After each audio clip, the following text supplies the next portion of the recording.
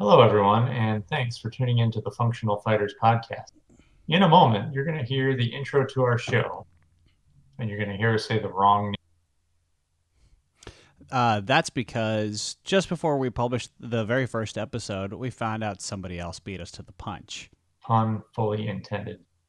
So we needed to find a new name. And since we're overachievers, we had recorded several episodes before we discovered this. So we will have it fixed a few episodes in. We live, we learn, and now on with the show. Hello, world. I'm Dan McCarthy, I'm Brian Basaga. and welcome to Striking Thoughts. Today's topic is a black belt worth it? And just a quick reminder, what is this podcast about? Well, we're trying to be a practical martial arts podcast, focusing on martial arts as it relates to self-defense, practical application, theory, history, applicability in the modern world. So, obviously, in the martial arts, the black belt is kind of like the gold standard. It's kind of like the thing everybody expects to see. And regardless of what martial arts style you're studying, you always hear, hey, are you a black belt? So for this episode, we're going to discuss what the actual value of a black belt is, some common myths, some thoughts, and questions about what it is and what's the value of obtaining one. So let's dive right in. Well, I'll just start by saying they're like $3.99 on tigermartialarts.com, but you got to pay like $9 in shipping. So you got to consider that whole value equation there. You're in like the 11, $12 range. Dang it, they just get you with the shipping. It's the and handling part, I think, that really screwing you on. Well, it was on, I think, actually Karate Kid part, was it part one, where Daniel asked Miyagi, hey, do you have a black belt? And Miyagi laughs about it and shows his belt and says J.C. Penney $3.99 or something like that. Yeah, I think that's right. It's something like that. The real problem with trying to discuss the value of a black belt is it's actually an extremely subjective subject. Not every martial art actually uses a belt ranking standard. The ones that do use a belt ranking standard don't necessarily conform to the exact same one. And even within martial arts, like Taekwondo as an example, you could go around where I live, which is Omaha, Nebraska, and you could visit 30 different Taekwondo schools, and chances are most of them don't hold the exact same standard of what a black belt is. Some of them who are linked by association will, but not all of them do. Yeah, that's very true. I think we kind of need to define, like, when we're talking about a black belt, what is it, right? Mm. And um, that again also subjective, and how you answer that question will depend on whether it's worth it to someone who's listening to this podcast, right? I guess I would start by saying I think there's a number of reasons why people set foot into a martial arts school to begin with, right? We talked about it, why we each started in the martial arts in our last podcast episode. But the number of reasons why are probably as numerous as the number of students in any given school or in the martial arts in general, right? So, um, I think well, let's start with this one. So a lot of people will join the martial arts because they're looking for some type of physical fitness, right? So how does a black belt relate to physical fitness? Usually not very well, to be completely honest. My kung fu teacher always used to say kung fu is a lazy man's martial art. Um, and he was being tongue in cheek when he said it, but he taught internal kung fu. So when you contrast that against like a Shaolin wushu system where their acrobatic is all hell and it's half gymnastics, he was uh, poking fun, but at the same time being serious because there's a lot of economy of movement there. Yeah, I mean, I think my whole lens on the martial arts is in that practical self-defense related, you know, view. And really, I mean, the more physical activity that your art takes, the worse it is from a martial arts standpoint. Let me continue to make that argument for you a little bit, right? Um, you have to be, if you're going to get into a fight that lasts, I don't know, a couple of minutes, right? Which is a long time. I mean, you don't tend to think, oh, 2 minutes, 5 minutes, it's not a long time. But if you're going full bore at any kind of physical activity for that amount of time, you have to be in pretty good shape, right? So obviously, the more economical your system can be from an expenditure of energy standpoint, the easier it's going to be to apply for the average person, right? Um, you know, can that be overcome? It certainly can be overcome, right? I mean, if you're going to train yourself to be an athlete, or if you're a marathon runner and you've got incredible stamina, I mean, all those things, can help you apply different and more physically active martial arts techniques over a longer period of time. But when you come down to how martial arts is practiced in the United States today, not a lot of people are dedicating time to both, right? A lot of the adult students that I get, this is the one thing that they do, right? This is their physical activity. This is their thing that they're coming to do. It's martial arts class, and they're not also running marathon, training a lot at a gym or something. So we have to balance that time, right? We have to balance how we present that material. And what they're coming to class to pay for is the training, not the conditioning. Does that make sense? Oh yeah, and I completely agree. In fact, I had somebody last week walk into my school off the street, kind of feeling the place out a little bit, just kind of see what we were all about. And he told me that he was interested in self defense, maybe picking some of that up, and also some fitness. And I laughed and I said, in the martial arts, those are actually completely competing goals. And if he wants to get physical fitness, he's a lot better off going to a gym for some program like that. Not that you can't get physically fit in the martial arts, but unless you are a high level athletic competitor, it just doesn't really go with the training. I mean, if you're into Muay Thai kickboxing, or you're into boxing, or you're into BJJ, and what you live for is something that is about competition, and you're going out and you're competing every other weekend or so on and so forth, and you're living that, you're gonna get in shape. You really will. You'll get in shape. But those people, by and large, aren't training for the purpose of self-defense. They're training because they want to compete as their primary method of studying. And there's nothing wrong with that at all. It's completely valid to do. But and also as a caveat, before somebody thinks I'm poo-pooing that, they will be able to handle themselves pretty well in most self-defense situations as well, because of their physical conditioning, and also, more importantly, the practical experience they have of applying their techniques all the time on somebody. You better be sure that a boxer is going to be able to handle themselves in a street fight situation a lot better than the average schlub who's never thrown a punch. Of course they are. Obviously, they're going to have a level of technical acumen, as well as some actual tactical ability to read the fight. And then on top of that, they're going to have the conditioning to back up what's going on.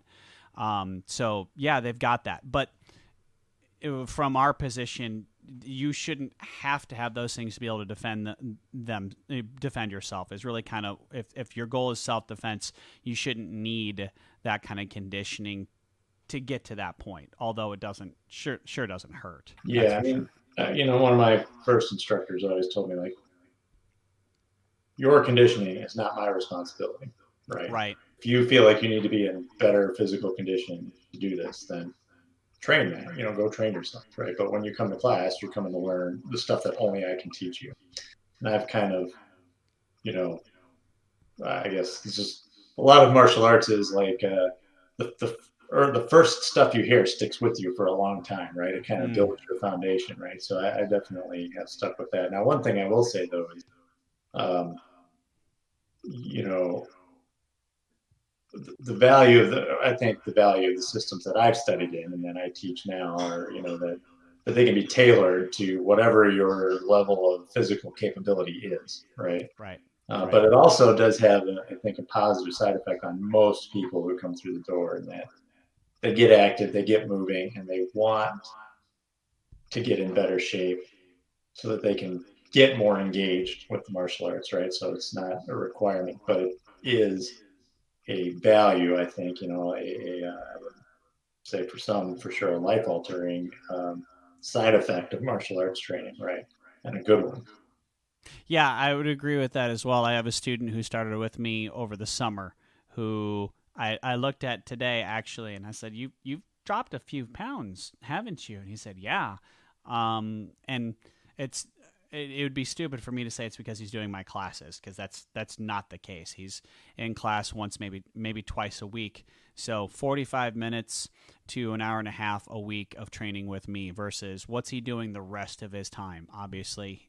And I do believe this is a student who is actually taking what I'm showing him. They're spending time on it outside of the classroom.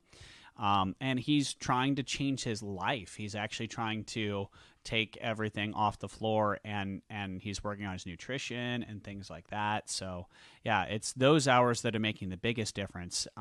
But yeah, one of the things I like to tell my students actually is that whole idea of um, your martial arts skills happen in different layers. And one of the things that was taught to me a long time ago, I wish I remember who the instructor was who told me. It was at some conference I went to, but somebody told me FAST, or form, accuracy, speed, timing. And that's how you develop martial arts technique in that order. And what I figured out for myself is you can develop form, accuracy, and speed by yourself, but not timing. Timing requires another human being. So once you start learning your techniques, for goodness sakes, you need to practice them outside the dojo as much as you can, because you can front kick till the cows come home at home. You can do that, and you can develop form, and you can develop accuracy, you can develop speed. Come to class, I'll correct it, I'll make it a little bit better.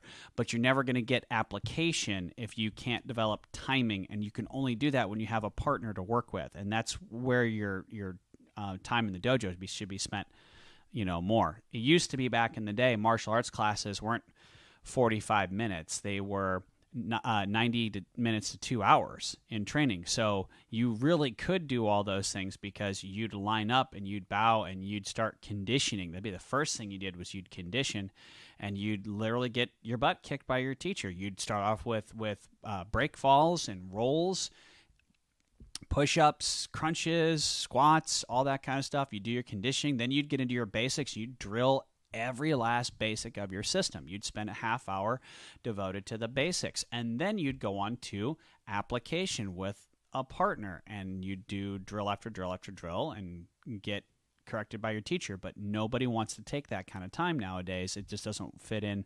I shouldn't say nobody, but for the most part, it doesn't fit in with the modern lifestyle and the way that we've structured our lives in the modern world.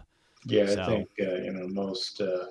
most martial arts instruction, at least in the United States these days, I think is commercial based, right? It's somebody who's running a school and needs to, run it like a business, and they're not going to have enough students if classes are 2 hours long, right? yeah. It's just not how it works. Although you can find that kind of training if you want to. You Yeah, just have it, to it, look, it, it can be found still, but you're going to have to do some real serious digging to find it. But how all this all relates to the black belt, one of the biggest things you got to understand about black belt, like we said, it's subjective. If you go and you study a little bit about Brazilian Jiu-Jitsu, if you learn about that and you compare and contrast it versus other martial arts, somebody who is a purple belt in Brazilian Jiu-Jitsu is actually a pretty well accomplished fighter at that point in time. And you could, if you wanted to throw in some weight a lot of times Brazilian Jiu-Jitsu standard of a purple belt is like a black belt standard in karate or in taekwondo or something like that. So they're kind of weighted similar. It's kind of hard to compare those, but usually somebody who's a purple belt has about the same experience and knowledge as somebody who's a black belt, because in BJJ it's very common to see somebody start teaching around then, not at black belt. Yeah, so I think, if you're walking into a martial arts school with your goal being fitness, I think you're going to find a much different value proposition depending on which style and which system you're looking into, right? Yeah. You may not, you may not choose to stay for the period of time it takes to get a black belt, if that was your main aim and the system isn't really aligned with that. But that's an interesting thing that you're talking about there, because it gets to really, I mean, what I have come to understand the black belt, the value of the black belt is to me, someone who's been training now for 20 years, is very different than I think what a lot of people who are just coming into the martial arts think about it, right? I mean, some people think about, a black belt is somewhat of a status symbol, right? I have reached the top of the mountain, or I am a certified, butt kicker, or whatever type of thing that they have there. And I think that leads a lot of students to put the focus on the wrong, put the focus on the belt itself, right? Like, I want a black belt. Like, I want to be a black belt. Just tell me the boxes I need to check and what I have to do to get there. Um, and I think you can find places that will do that for you, right? You write enough checks and you show up to enough classes, and you will eventually get your black belt. I know you Yeah. have some strong feelings on this topic, so I'm setting you up here. So what do you feel about that? Well, again, it comes down to kind of a standard, and just for the record, for everybody out there, if you're maybe new to the martial arts, or maybe you're not even a martial artist and you're kind of just interested in the topic in general, somebody holding what we would call a first degree black belt's not necessarily somebody who's a qualified teacher. That's for certain. So don't just to kind of set a level playing field for everybody. Usually there's ranks of initiate student. Those would be your color belt ranks, however many ranks there are, and it might be different from school. It is different from school to school. And eventually you get to black belt. Well, black belt doesn't mean there's nothing to learn. For most of us in the traditional martial arts, we would tell you that when somebody reaches black belt, they basically prove to the instructor they're teachable and they're worth really spending time on.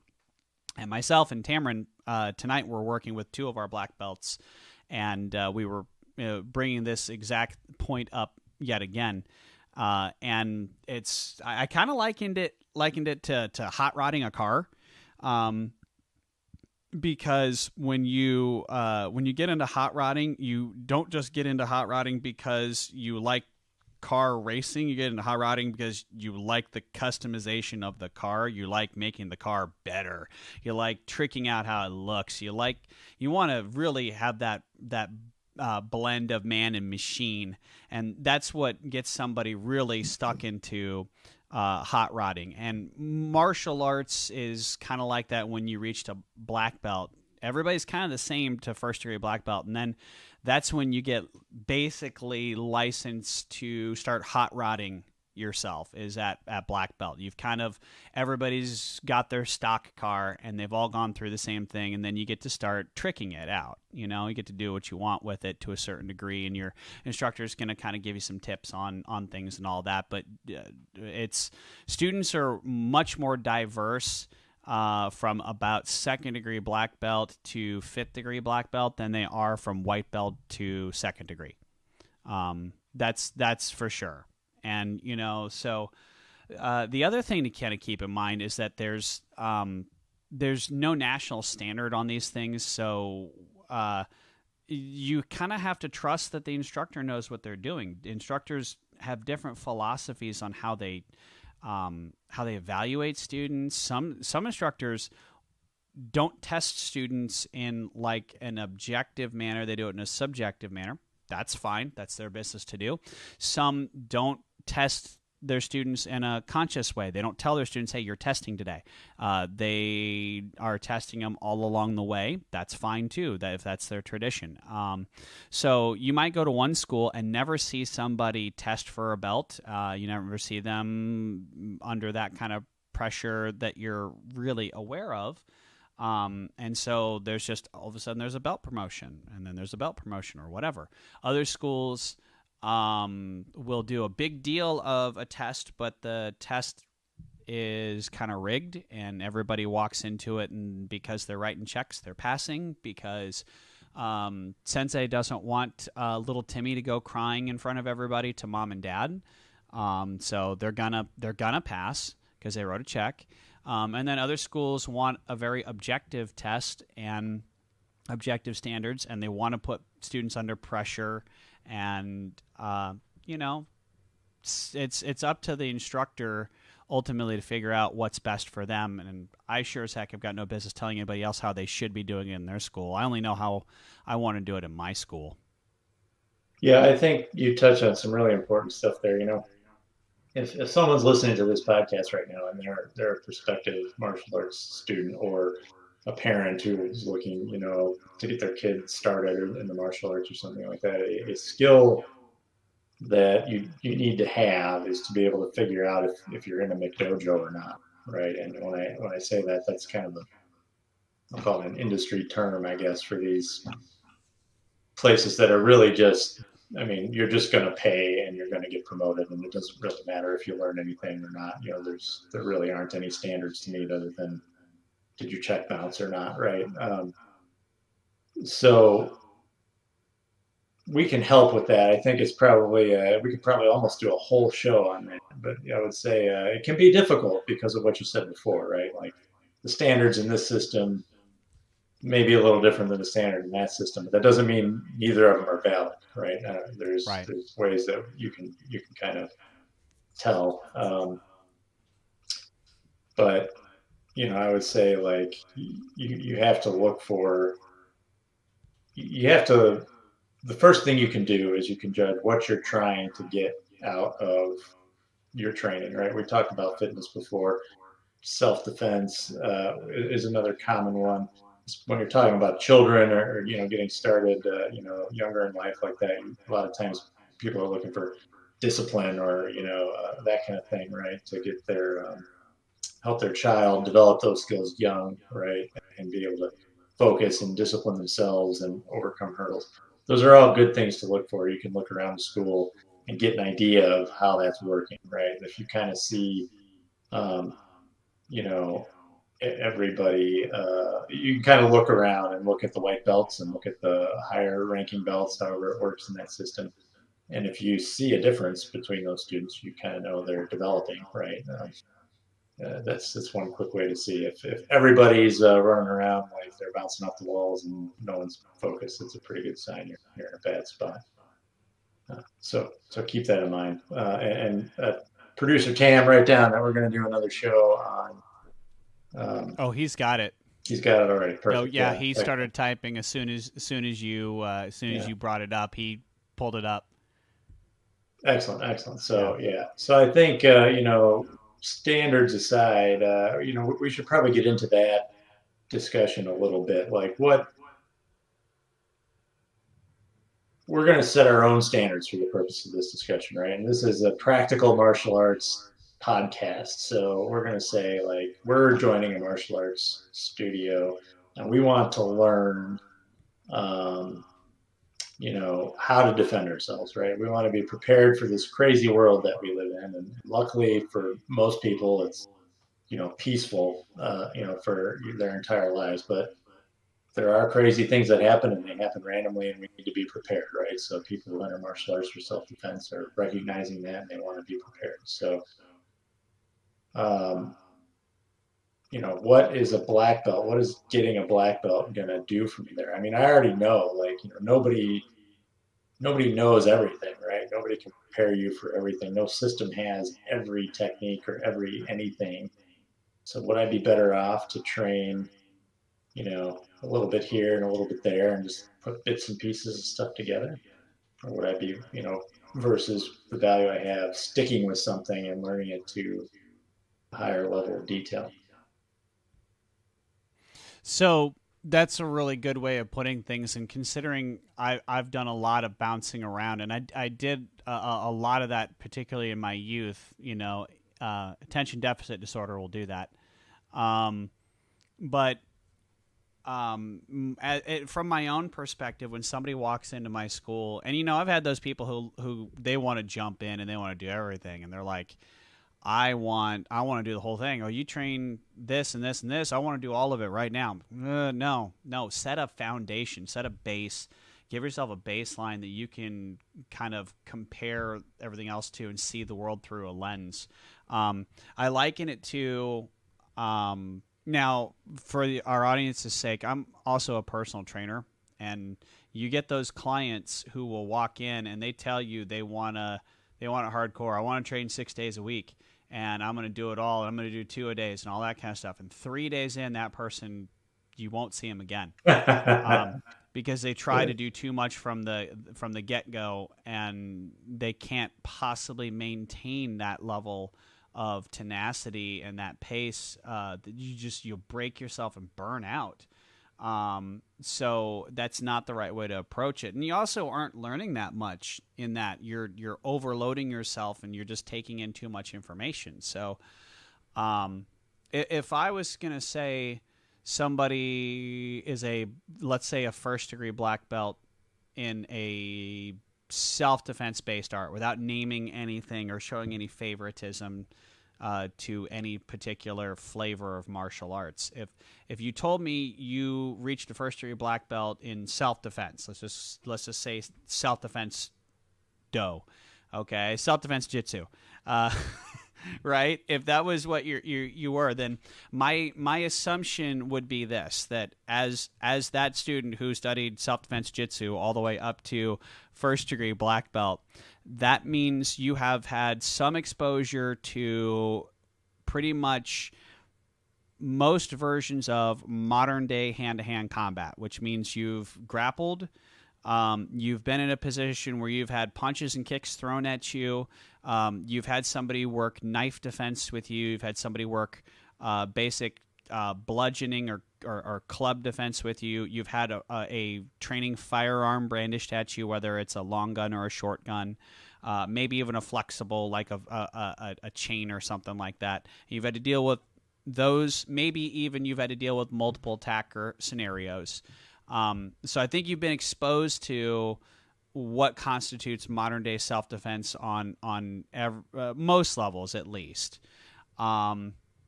And then you've had some level of pressure testing against these to see if you can figure out something to do in each of those scenarios. Maybe you don't have the best answer in every single one of those scenarios, but in terms of your reflexes, everybody kind of knows about the fight or flight response.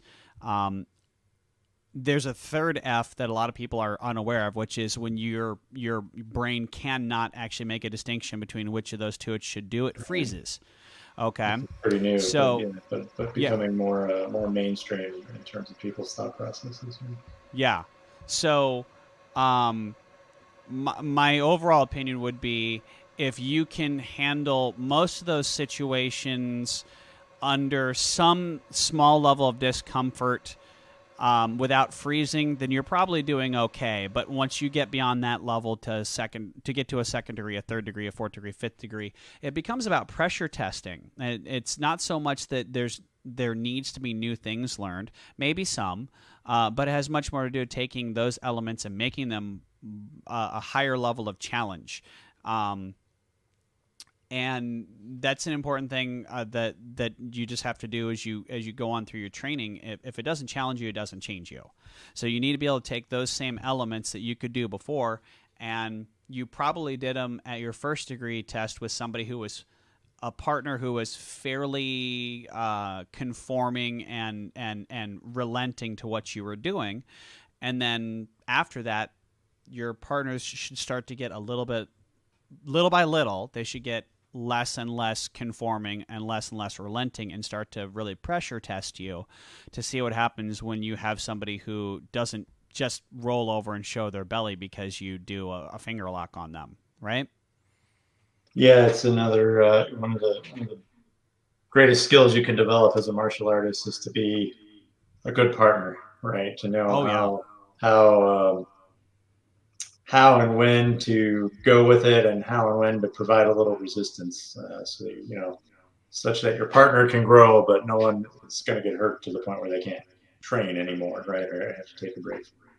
Well, I had a really bad situation with a student that's directly related to that and really made me mad. I cursed him out in class. It was me and two other students, and the student in question's an intermediate level student. So they've been training with me for like 18 months.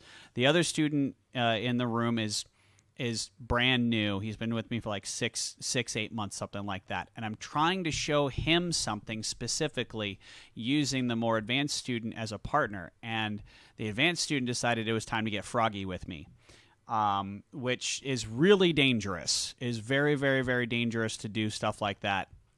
Because you can really hurt somebody, especially because I was trying to make a teaching point. This was not about my skill level or things like that. I was trying to show a student something he was doing half right, half wrong, which honestly in martial arts, if you're doing it half right, can be extremely dangerous to you.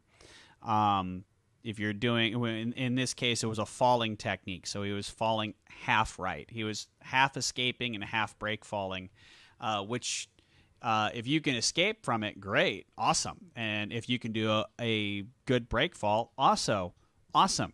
But when you're in between the two, you very much run the risk of getting seriously injured. You might dislocate something. Times, yeah. Yeah.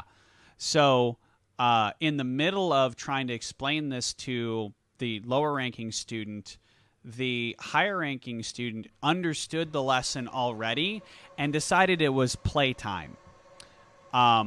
Because I was showing how you could escape from something, and he decided to pull a reversal on me and about dislocated my wrist.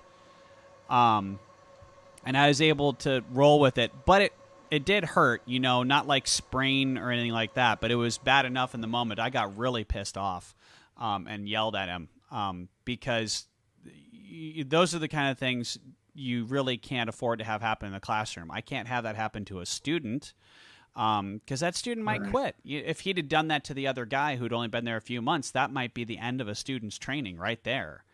And then on top of that, if it happens to me as the teacher, if I get hurt, I'm 6-8 weeks on the bench. So, the skill of being a good partner is huge in the martial arts. It's really big. I think there's, we run into,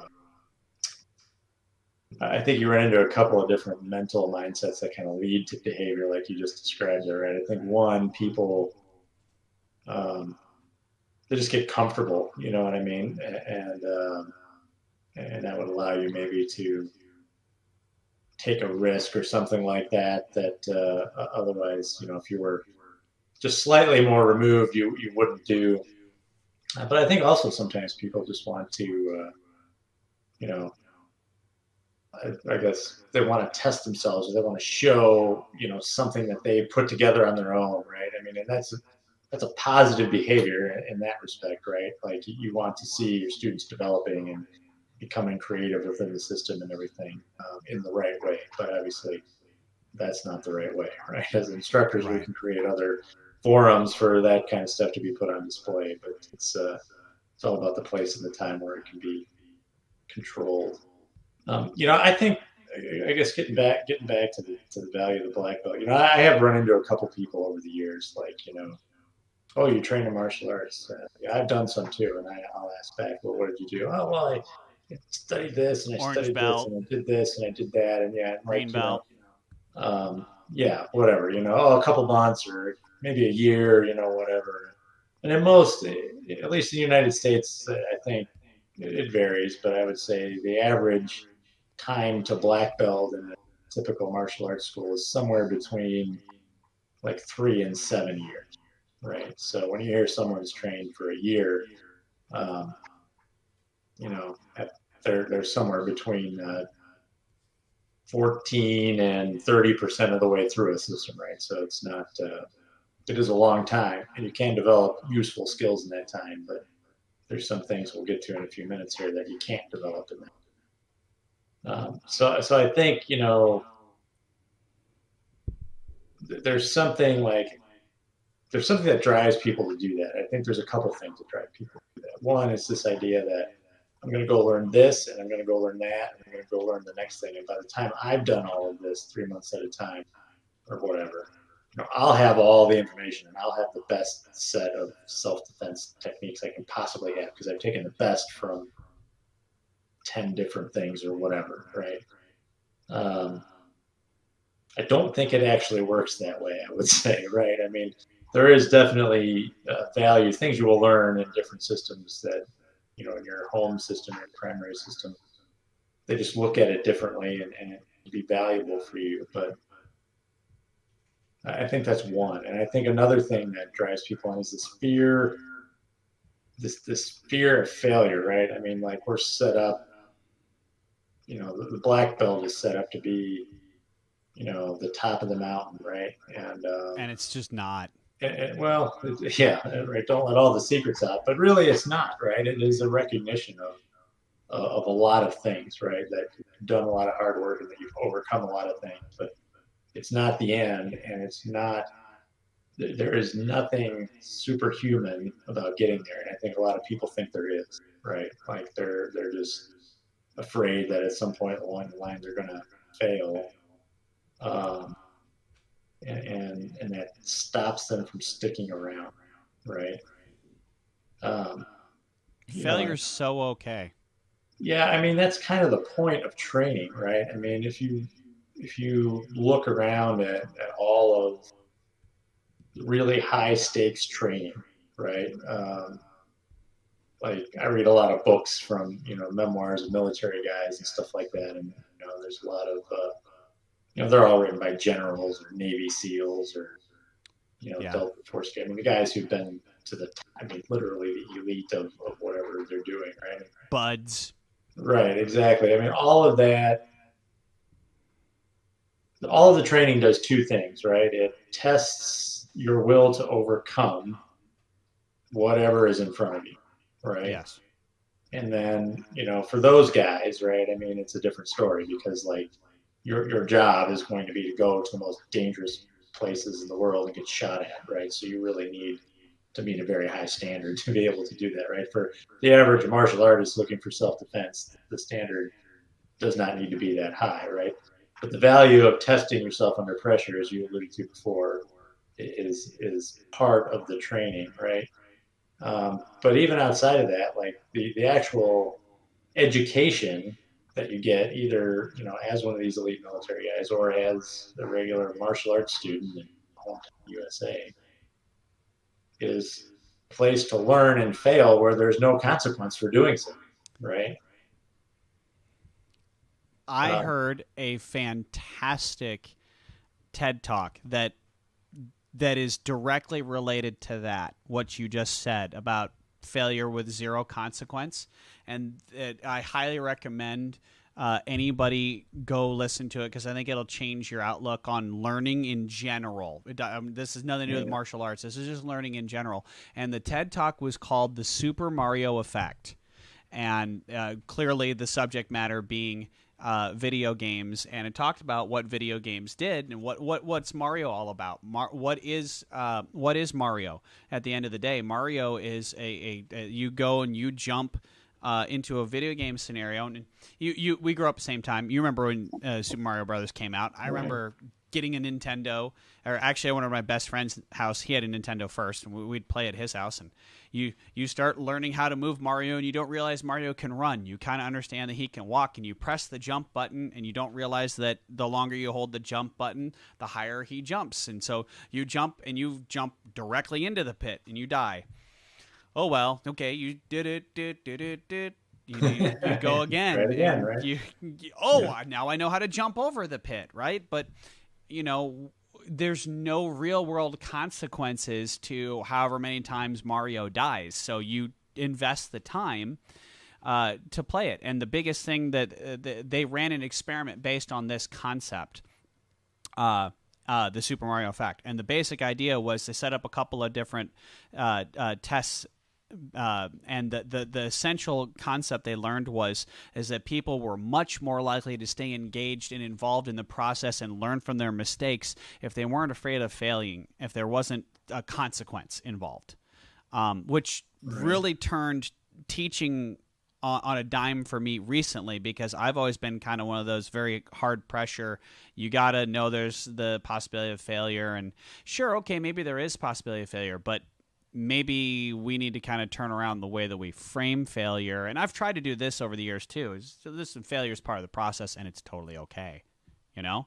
Yeah, absolutely. I think I had a pretty, I think, powerful moment with a student of mine just a couple of years ago. It was like coming up to their first test, and this person, on just like anything else, like there are people who learn faster and who learn slower, right? Really, the difference is everybody just learns differently, right? And sometimes that manifests itself in speed, right, or time to achieve certain goals. But this person was definitely like they took a lot of repetition to be able to learn something. Like learning those motor skills was just harder for them than maybe for the average human being, right? But they were doing it. They were learning. So the first test is coming up. It's like, hey, next Thursday is going to be testing day. You make sure you practice some at home over the weekend. Come in with questions for class on Tuesday. We'll answer those so you set to go. Like, my God, I am so nervous. Instructor Brian, I'm so nervous. I don't know if I want to do it. Maybe I could wait another month. And as an instructor, you're constantly evaluating students, right? And you're at least my philosophy is I'm not going to give them the chance to test if I know they can't make it, right? Right. There's a chance you could come to the test and not pass, but it's not because I let you take the test when I knew you weren't ready, right? So, I said, well, like, okay, so you've been training for a couple of months now. What is that like for you? And she was like, what do you mean? I'm like, well, you come to class on Tuesday, right? And you come to class on Thursday. And then what do you do the next week? Come to class again on Tuesday and Thursday. Okay, so we've been doing that for months. So next Thursday is the test day. What are you going to do the following Tuesday? Well, I'm going to be at class. It's like, well, are you not going to come to class if you fail the test? No, I'll still come to class. Well, then nothing will have changed if you fail that test, right? And it was just like a light bulb moment for that person, right? Like, oh yeah, you're right. Not really, it won't be anything. I said, if you come to class next Tuesday and you pass the test, or you don't pass the test, it will be the same, right? So just take the pressure off yourself, come and do the best you can, and go. And I think really, I mean, even in a self-defense situation, it's going to come up on you in the blink of an eye, right? You're not. It's not like you often get the ability to see it coming and prepare yourself mentally, right? So it's just it's a powerful thing to realize. Like you just have to go in there and do, right? You have to go in there and effectively you will default to your level of training, right? And you will do what you know how to do at the best you know how to do it. And so that's like the value of that testing, right? It's setting up that cycle of like the pressure is here. I need to do what I can do. I'm going to go. And I think it's actually harder in some respects. You could say it's harder than real life because you do have the mental pressure of knowing it's about to happen, right? Whereas you don't give yourself your subconscious the chance to kick in and just operate on muscle memory. Will Smith once said on a video I watched him talking about skydiving, and he said everything in life that is worth it's on the other side of fear.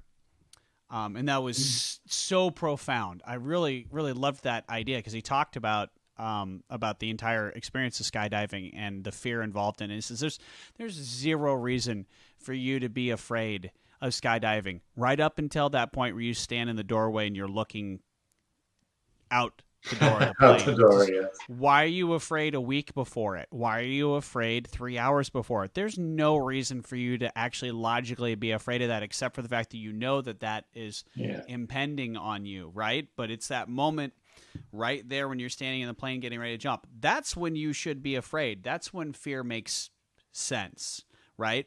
But that's when you have to be willing to leap, and along the lines of that pressure testing and what is a black belt worth and all that kind of stuff. You know me. I'm somebody who likes to really be challenged and have goals. I'm a competitive person, but I'm not a competitive person because I don't really care what the person next to me is doing. I don't care about how they're doing in the race. I care about how I'm doing compared to me last year. Every time I get around to my birthday's like my progress check where I look back and go, who are you compared to you a year ago? Did you really do something worthwhile in the last year? Did you really improve who you are as a person physically, mentally, spiritually? Are you a better dad? Are you a better business person? Are you a better teacher? Are you a better husband? All that kind of stuff. Are you in better physical shape? Whatever. This is some fun stuff to be able to kind of say, but I have a dear friend who we trained together when we were teenagers, and she, who had been my girlfriend at the time, took her black belt test in our Taekwondo school and failed it twice. And it was completely a pressure choke under pressure situation. I know as the objective person who sat there at the test and was able to see it, that the skills were there, but she wasn't really up to the pressure. She buckled under the pressure, and that's where the failure set in the test. So it was totally not capable of dealing with the pressure of it. And this same person said to me a while ago, black belt doesn't really mean anything. And I kind of wanted to go, well, that's spoken like somebody who's failed a black belt test twice and you don't actually know that because you've never accomplished the goal. So you don't really have any business making that statement. This same person, by the way, this is a fun piece of information because I do obstacle course racing. This same person was the person who introduced me to obstacle course racing by saying they'd done a Tough Mudder. And I basically, in my head, I went, you did a Tough Mudder? Psh, I got this. Okay, well, right? Yeah. I literally went, you did a Tough Mudder? Because I'd done like a Warrior Dash that year, which is a 5K, and she did a 10-mile in Colorado. And I went, you did that? Shh, I'm doing this, right? Mm-hmm. And of course, thanks to her, Tough Mudder became basically my hobby and sport of choice.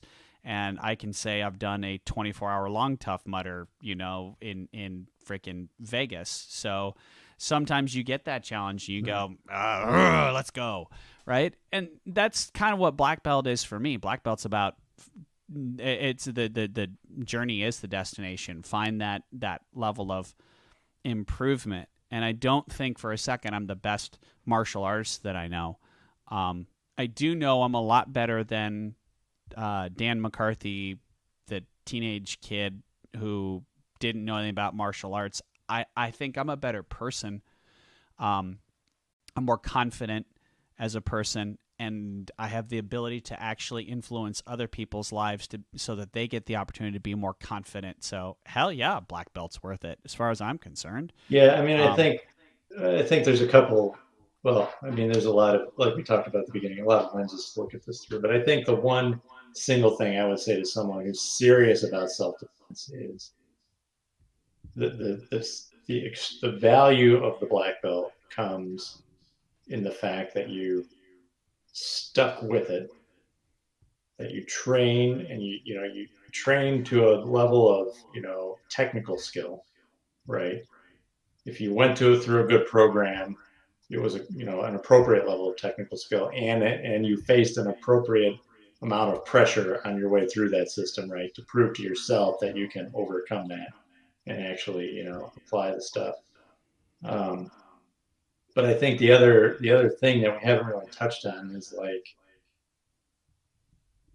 the way the human body, that mind and body connection works, right? You have to perform repetitions, a lot of repetitions over a long period of time for stuff to stick, right? I mean, you could just think about this in your normal life, right? Like um, barring any major neurological injury, right? It's really hard to walk, right? When you're a little toddler, right? You're a baby, you're just trying to learn. It's really hard. It's like really hard. And even for the first few years, you're falling down a lot. You're doing all this stuff. And then eventually it's just like in there, right? And you don't think about walking anymore, right? Um, Martial arts is the same way. And I read, this was a long time ago. I can't remember where I read this article, but there was an article that talked about these like black belt boot camps, right? So like, um, maybe you train twice a week, 2 hours a week, was that 8 hours a month, 100 hours a year, say, right? For 5 years, that's 500 hours of training in class. You're doing stuff outside of class as well, but it's just class hours, 500 hours of training, right? And that gets you enough skill to earn your black belt in that system. So there were places, and that there probably still are, that would do these like black belt boot camps, right? Come train with us 12 hours a day for 3 months, and you leave with your black belt, right? And very appealing to a high speed society, a certain segment of high speed society, right? I don't know who has 3 months to take off and go train, but I would do it if I could, but I can't. But anyway, that's a sidetrack.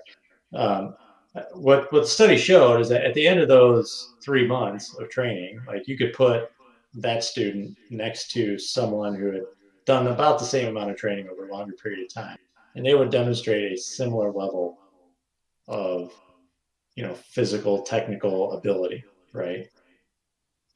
But if you came back a year later, right, the people who train in the short and high intensity period didn't keep it up afterwards. It went away, right? That I believe. Um,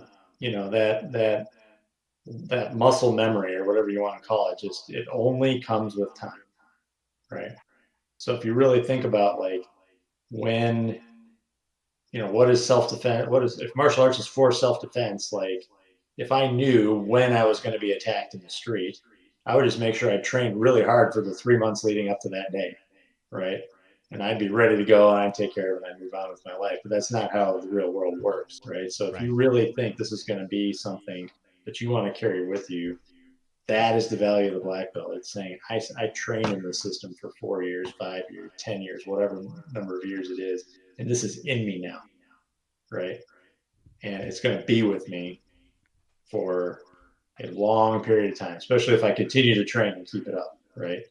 It's going to be in Yeah. there. It's going to be ready for me. And you can't get that training, 3 systems,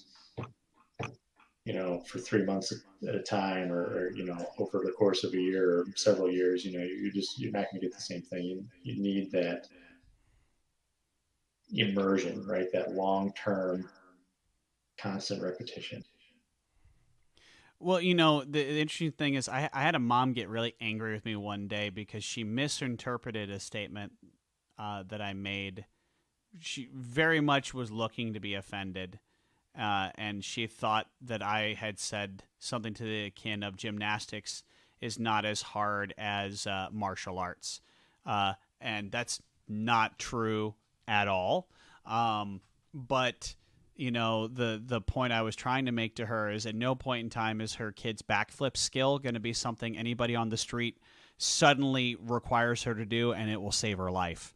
There's not gonna be a point in time suddenly in the middle of a dark alley where a backflip is going to save her life.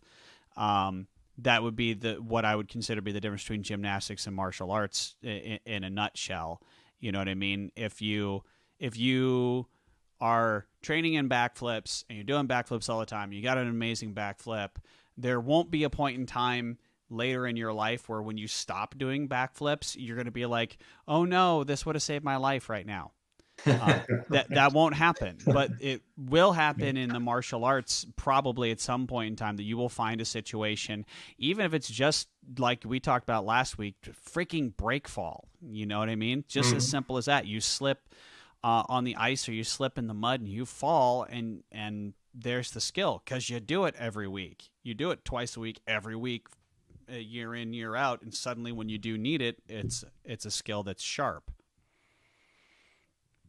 So Yeah, I yeah. think you know. So this is the question we started with: is it worth it? Right? I think there are certain things you will only get in life, um, by training in the martial arts to the point where you were in a black belt.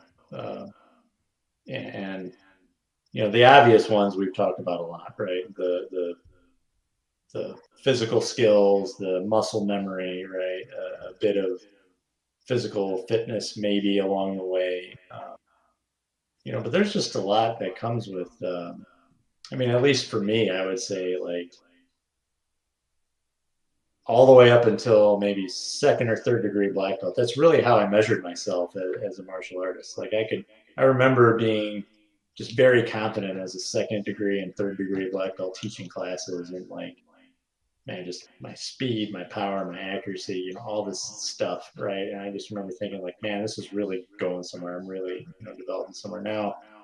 I look back, several years on from that, and that's not what I think about at all in terms of my martial arts skill anymore, right? I think it just changes your view on the world, and that's a constant process from the time you step into a martial arts school to all the way up through the colored belt rank to black belt, and then hopefully beyond. I mean, there's just so many more things that you will get, and just your view on the world will change. I mean, for me, like we met through the martial arts, right? A lot of my best friends in life all kind of came from that segment of my life, right? Those 2 hours a week for however long it turned into, a massive impact on the rest of my life.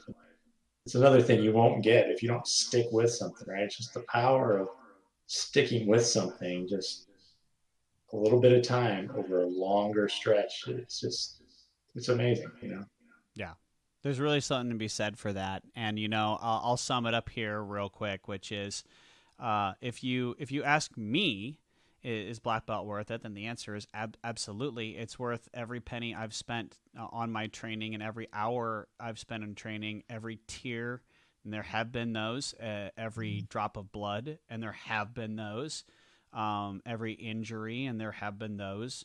Um, and so at the end of the day, it's up to you to decide if it is worth it or not. And if the answer for you is yeah, it's worth it, then that's awesome. And I would tell you, if you look and you go, no, it's not, if that's your experience, then you've had a bad martial arts experience and you should seek out a new teacher.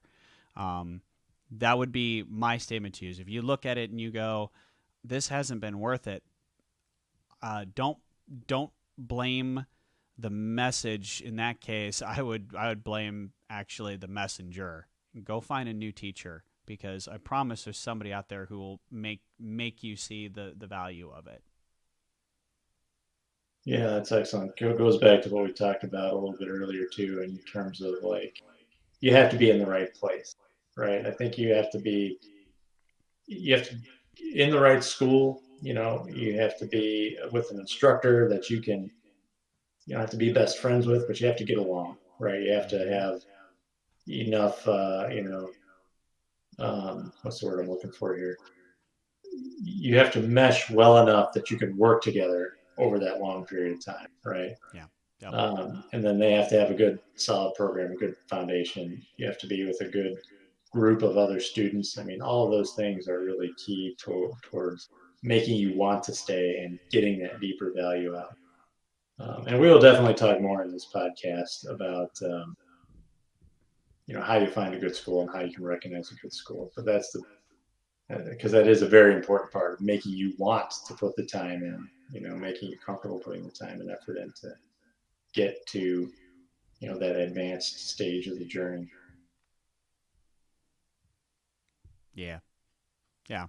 Black belts, right student, right teacher, right method.